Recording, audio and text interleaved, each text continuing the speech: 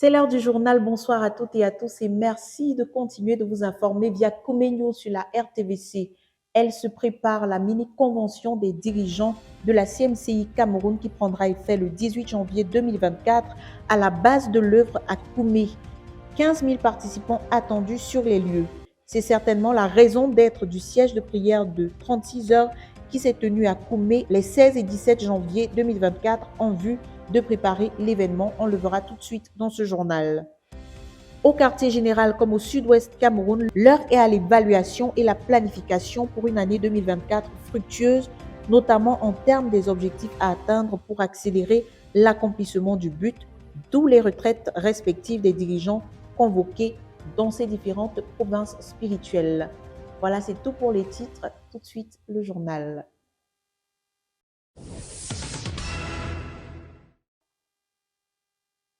Elle s'annonce en grande pompe la mini-convention des dirigeants du Cameroun qui se tiendra à Koumé du 18 au 21 janvier 2024. C'est la raison du siège de prière de 36 heures qui vient de s'achever à la base. L'objectif étant de couvrir par la prière l'événement sous ses différents aspects, notamment la protection des délégations et le ministère de la Parole. Le reportage de Jacques Kouechi.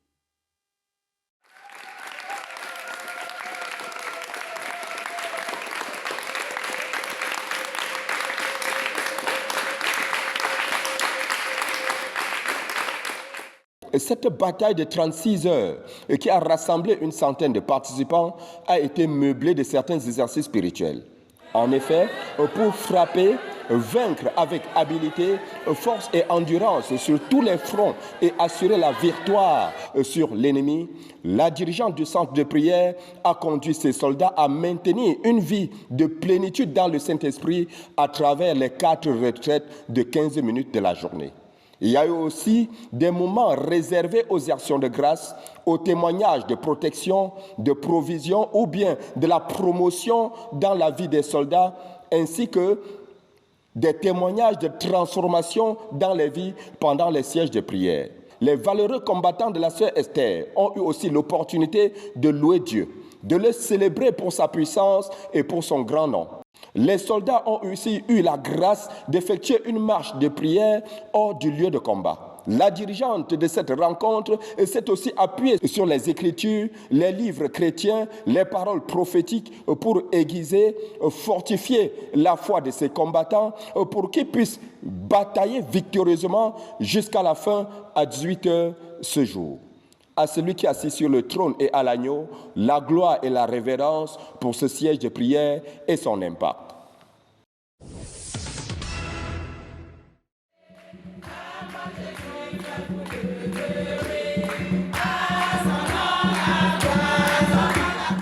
Ce mercredi 17 janvier 2024, à Koumé s'est achevée la première bataille spirituelle d'endurance pour la victoire organisée par le Centre de prière des jeunes de la conquête du monde et la sœur Esther. Et c'était un combat déterminant de 36 heures ayant pour objectif majeur l'intercession fervente pour la mini-convention des dirigeants de notre œuvre au Cameroun. Et plus de 15 000 hommes d'État spirituels de la communauté missionnaire chrétienne internationale étant attendus ici à la base à Koumé pour coopérer avec le Dieu très haut en vue de consolider les acquis de la dernière croisade de prière et de jeûne du ministère, de mobiliser et catalyser l'engagement des dirigeants pour qu'ils agissent avec un sens d'urgence pour l'accomplissement du but de la phase 3 et considérer les perspectives des 14 prochaines années. Considérant ainsi cet événement et ses objectifs, la sœur Esther et son armée se sont retrouvés au lieu du combat ce mardi matin dès 6 heures. Conscient donc des défis attachés à notre œuvre au Cameroun pendant cette phase 3, c'est avec beaucoup de gratitude à Dieu que la dirigeante du Centre de prière et de jeûne de la conquête du monde a accueilli et installé ses soldats pour cette bataille. Ensemble, ils ont invoqué la présence du Dieu très haut, l'Éternel des armées, et qui les a recrutés pour conduire, diriger lui-même les hostilités par son esprit et par sa puissance. Les affrontements donc ont commencé par les voyages des différentes délégations de chacune des 21 provinces spirituelles de la nation jusqu'à Koumé.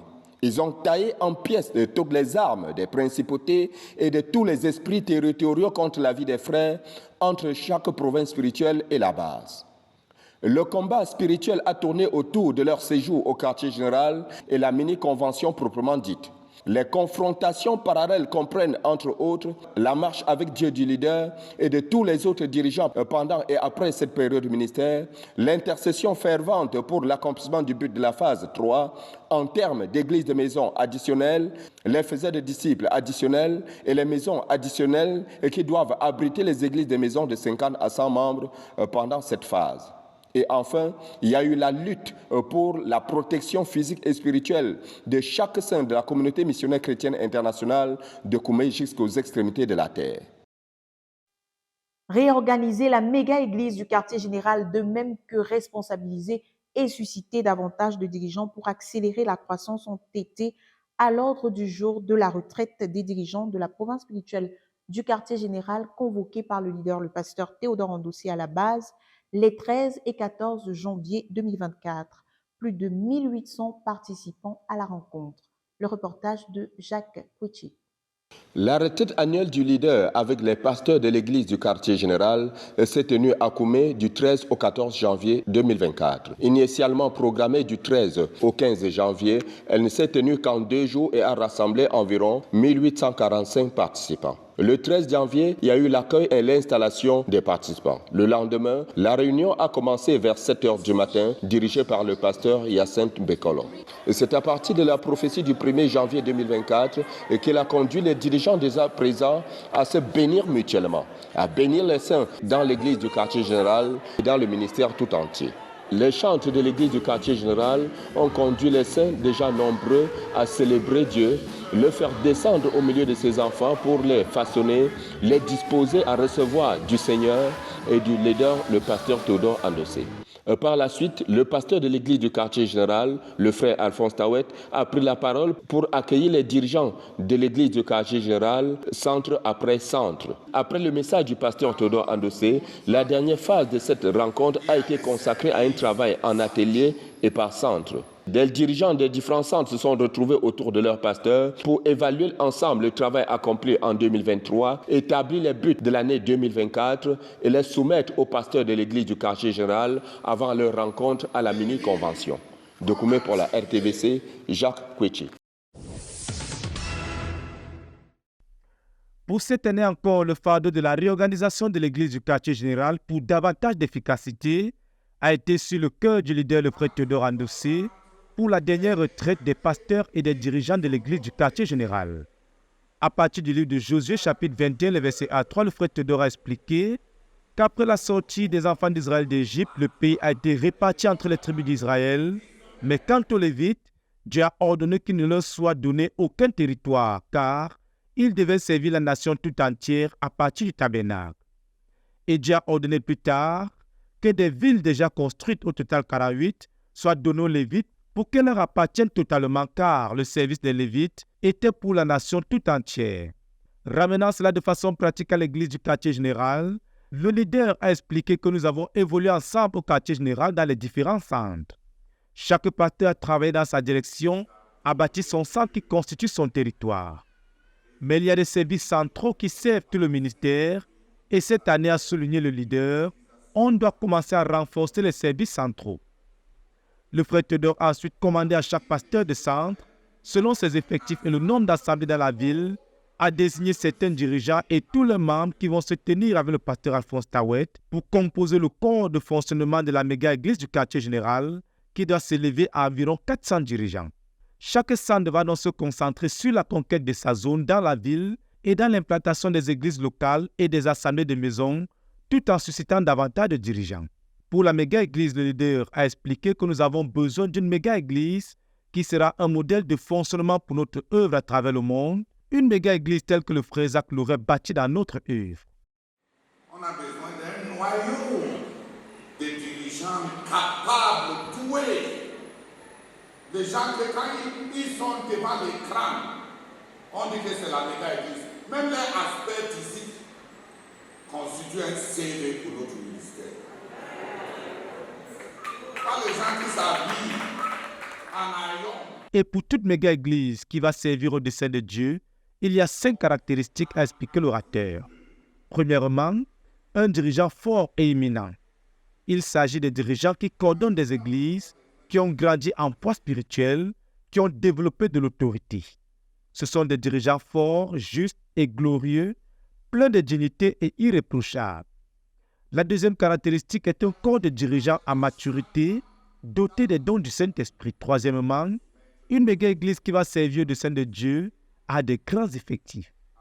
La quatrième caractéristique d'une méga église, c'est des enseignements continuels et profonds. Et enfin, une méga église a une vision globale qui est reflétée par l'utilisation des finances et des ressources humaines.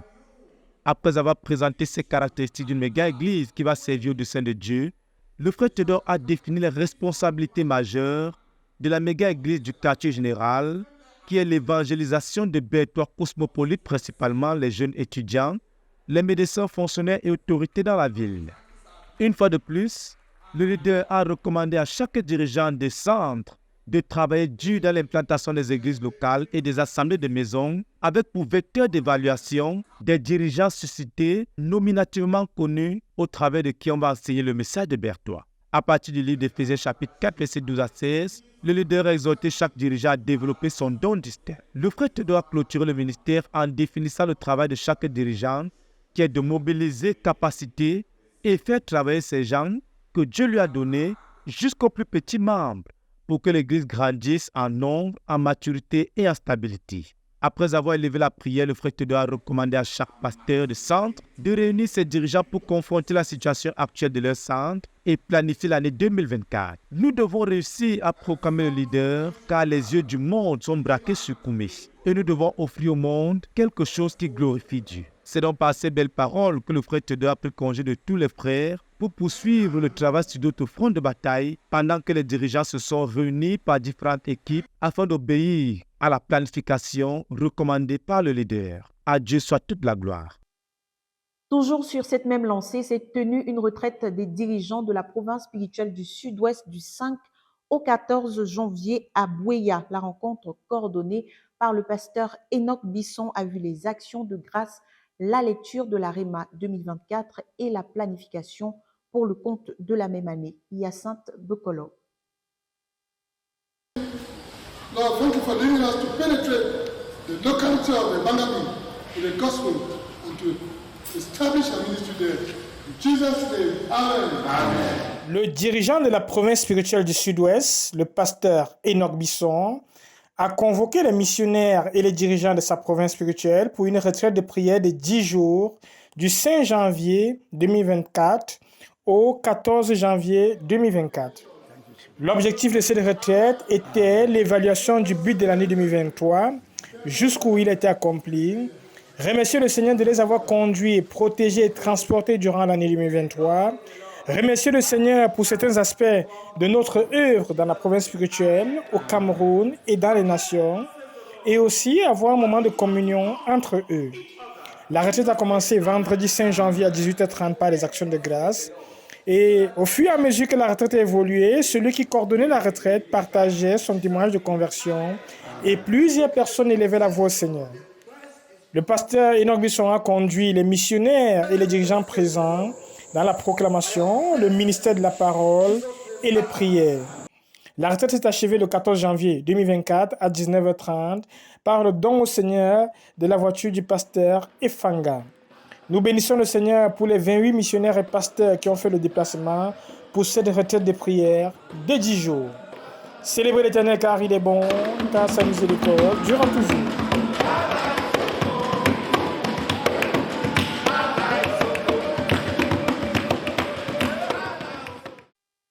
Inondée de l'évangile de Christ, la capitale économique camerounaise, tel a été le but de la série de campagnes d'évangélisation lancée en décembre dernier dans le cadre de l'opération Viens et vois, Jésus n'a pas changé. Un bilan lourd rapporté dans ce reportage de Clovis Fotso. La vie de Douala vibre au rythme de l'évangile depuis le 4 décembre 2023. C'est à la faveur d'un programme lancé par le pasteur Martin Fatile, leader de la CMCI Douala, et son équipe dénommée Méga Campagne de salut et de guérison. Sur le thème « Viens et vois, Jésus n'a pas changé », ceci en obéissance à cette portion de la prophétie de la ville qui dit « Dès maintenant, vous pouvez aller dans n'importe quelle partie de cette ville et proclamer la bonne nouvelle de mon amour ». Ainsi, pendant 30 jours, le pasteur et son équipe ont parcouru 10 quartiers de la ville de Douala en proclamant la bonne nouvelle de l'amour de Dieu en plein air dans une série de 3 jours par quartier. La prophétie de la ville est vraie. Comme Dieu l'a promis, l'homme de Dieu et son équipe ont vu la main de Dieu pendant les 30 jours de campagne. Les gens s'élevèrent pour venir au Sauveur Jésus-Christ librement. Le pasteur a achevé la dernière campagne de cette série le dimanche 14 janvier au quartier Ngodi Bakoko, situé dans le 3e arrondissement de Douala. Au sorti de cette méga campagne, l'équipe a présenté l'évangile à plus de 7763 personnes en 30 jours pendant 100h43. 758 miracles du salut ont été enregistrés, 146 guérisons instantanées de divers maux enregistrés et 64 cas de délivrance authentique. Les prochaines campagnes s'annoncent pour février 2024. Toute la gloire à Jésus-Christ. C'est sur le thème « Dieu m'a fait parfait » spécial pour un but et je vis pour l'accomplir qu'a eu lieu à l'Île-de-France le camp biblique des adolescents qui s'est tenu du 26 au 29 décembre 2023 ainsi que le ministère rendu en Espagne. Au nombre des orateurs, la sœur Rosa Tanga, responsable du ministère aux enfants CMCI. Suivons Hyacinthe Bekolo.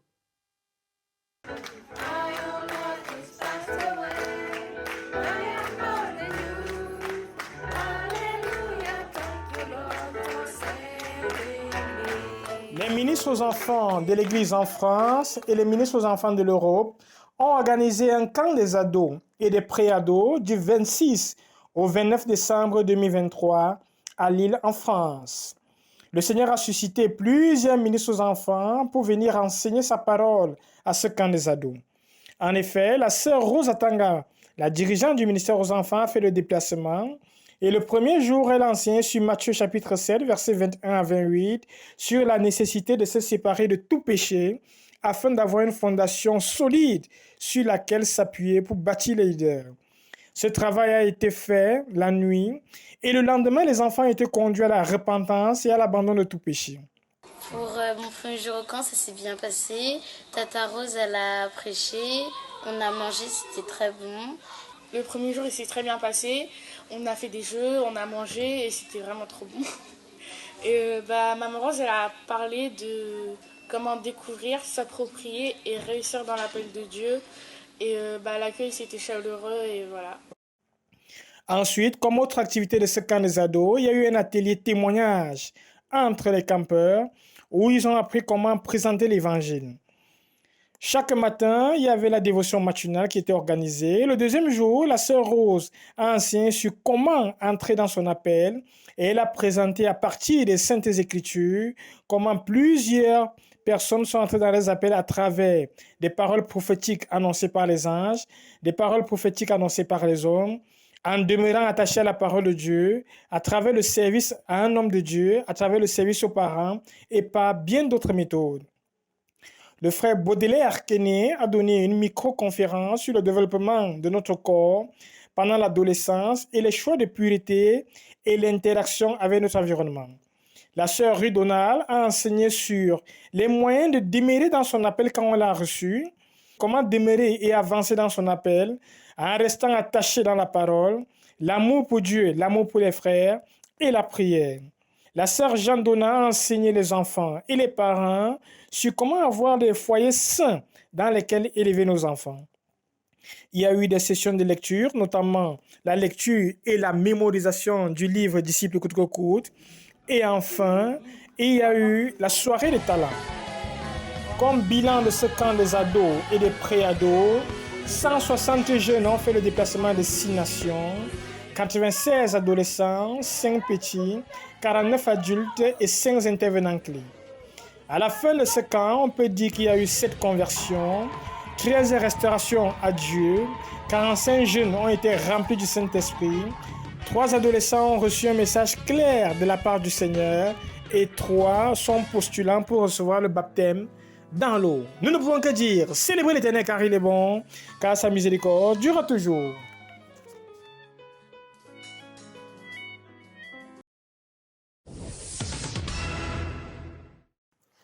Pendant son séjour en Europe, la sœur Rosa Tanga, dirigeante du ministère aux enfants dans le ministère, a rendu ministère dans plusieurs nations aux enfants et aux ministres aux enfants. Seigneur, nous prions. Señor, oramos. Établissant chacun de ces enfants dans la foi. Estableciendo cada uno de esos críos en la fe. Établissant chacun de ces enfants dans notre ministère. Estableciendo cada uno de esos críos en nuestro ministerio.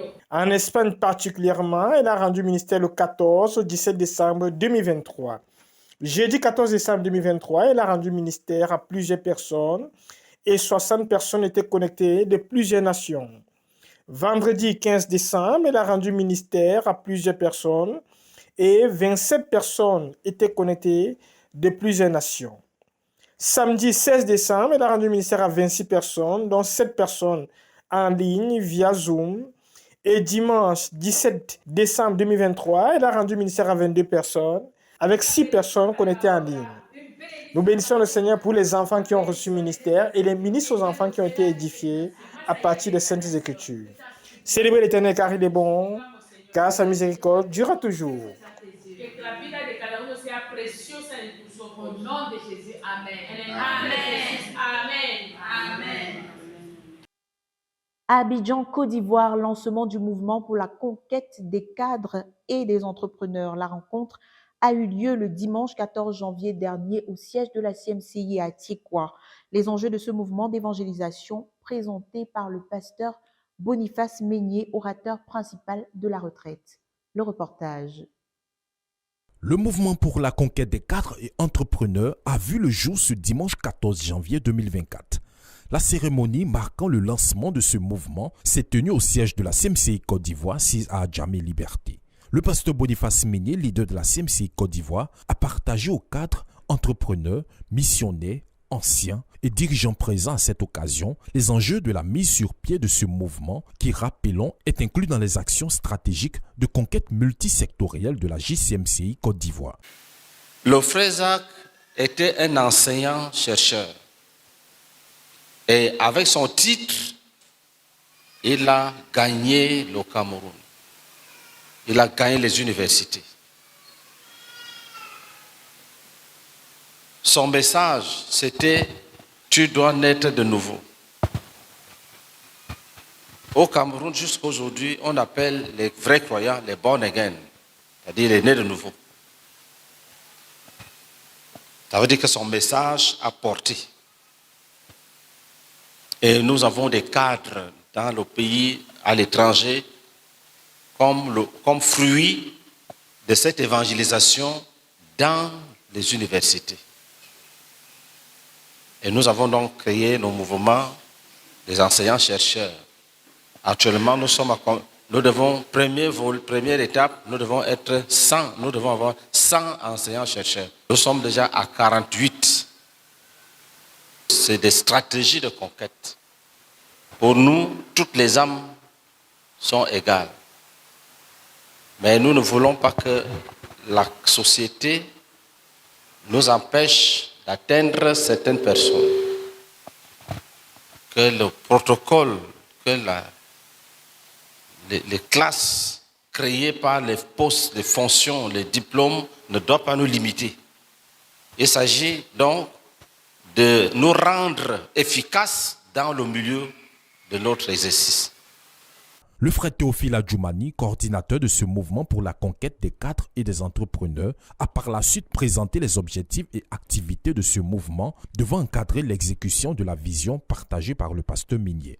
Ce mouvement vise à rassembler les cadres et les entrepreneurs de l'Église de Côte d'Ivoire en vue de gagner des cadres et les entrepreneurs de la nation à Jésus, favoriser l'essor professionnel des frères de l'Église. En termes de perspective, à court terme, le mouvement doit travailler pour donner à l'Église de Côte d'Ivoire 100 cadres et entrepreneurs supplémentaires d'ici fin 2025. Les actions pratiques devant être menées pour aboutir à ces résultats seront d'établir une liste des frères qui travaillent au public, au privé ou responsables de leur entreprise. Aider les frères à intégrer les écoles qui forment des cadres, à savoir l'INPHB, l'ENCA, l'ENA, ENM, ESATIC, médecine pharmacie, ENS, etc.